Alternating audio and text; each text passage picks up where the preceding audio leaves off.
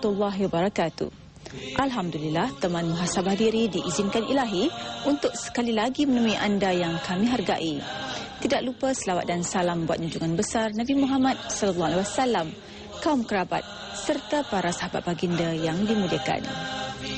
Muslimin dan muslimat yang dihormati, kita singkap pertemuan kali ini dengan firman Allah Subhanahu Wa Taala menerusi surah Al-Hasyr ayat 18 yang bermaksud, wahai orang yang beriman, bertakwalah kepada Allah dengan mengerjakan suruhannya dan meninggalkan larangannya. Hendaklah setiap diri memerhatikan apa yang telah dia sediakan daripada amal-amalnya untuk hari esok, iaitu hari akhirat. Dan bertakwalah kepada Allah, sesungguhnya Allah amat menyeluruh pengetahuannya akan segala yang kamu kerjakan. Menggunakan kuasa yang diberikan kepada wanita sebaik mungkin dalam mencorak keluarga dan masyarakat ke landasan yang mendapat keredaan ilahi. Menerusi segmen Basirah, kita bersama yang berhormat Datuk Dr. Masyitah Ibrahim menelusuri sambungan tajuk Kuasa Wanita.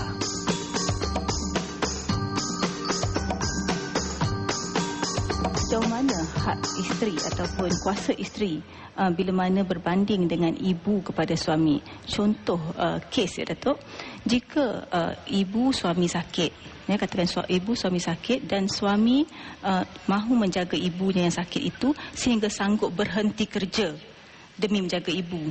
Jadi bagaimana hak isteri? Adakah benar tindakan itu nak menjadi anak yang soleh, menjaga ibu, ataupun bagaimana tanggungjawabnya terhadap isteri? Ini masalah yang perlu kita perhalusi. Dalam hal ini pertamanya kita kena faham ya, bahawa dalam khutbah terakhir Rasulullah SAW bersabda kepada umat Islam mengatakan bahawa jagalah wanita, jagalah isteri, fa innahunna awanun 'indukum, kerana isteri itu menjadi tawanan.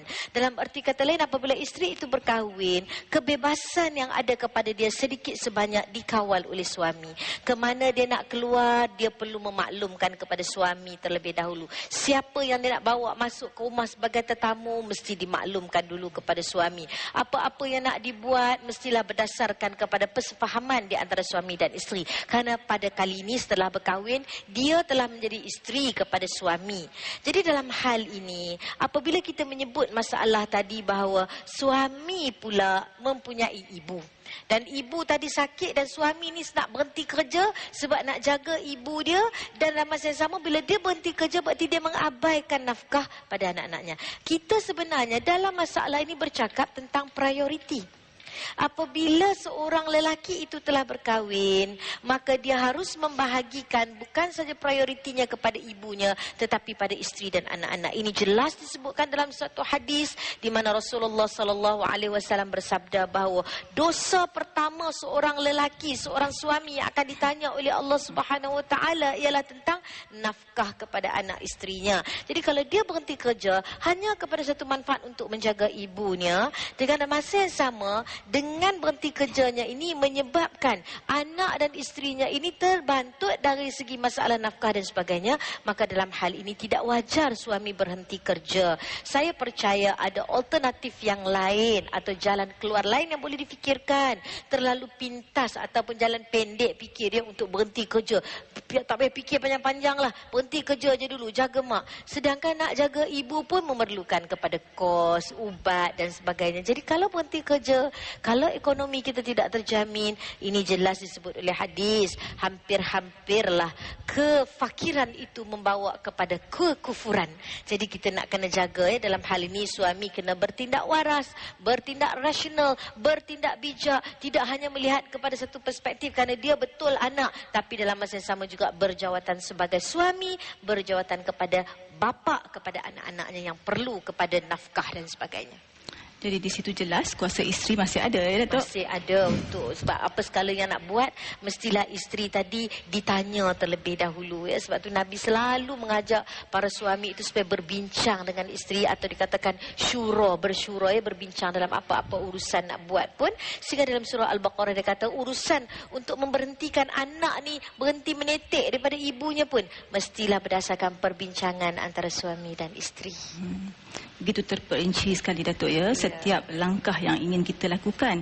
Jika kita benar-benar mengikut landasan Islam, insya-Allah rumah tangga juga akan bahagia selalu. Dan Datuk ya, kita telah pun hampir ke penghujung rancangan.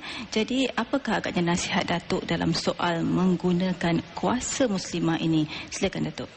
Sebenarnya muslimah mempunyai kuasa yang seperti kita sebutkan tadi. Sekiranya muslimah tidak pandai menggunakan kuasanya, maka dia akan menjadi fitnah. Seperti mana yang disebut dalam satu hadis bahawa fitnah pertama yang berlaku kepada Bani Israel adalah fitnah tentang wanita. Sekiranya wanita tidak pandai menggunakan kuasanya, maka ada juga hadis yang menyebut mereka akan menjadi penghuni neraka yang banyak. Jadi kuasa yang ada kepada kita, kita gunakan ke arah membawa kepada kebaikan. Alangkah baiknya disebut dalam satu hadis, sungguh bertuah seorang suami yang mempunyai isterinya yang boleh mengajak kepada perkara-perkara atau urusan akhirat dan agamanya. Jadi kita yang sebenarnya mengingatkan suami. Sebab tu bila suami nak keluar daripada rumah, kita pesan, bang, carilah rezeki yang halal, bawa baliklah untuk kami, untuk anak-anak kita makanan yang baik. Usahlah abang teringin kepada benda-benda rasuah dan perkara-perkara yang tak baik. Pesan yang baik-baik pada suami, ya. Terutama kita kat Kedah ni dekat Langkawi.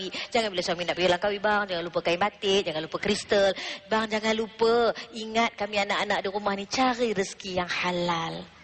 Begitulah ya, Datuk, pesanan yang sewajarnya, antara pesanan ya yang sepatutnya sentiasa diingatkan oleh muslimah kepada insan-insan tersayang.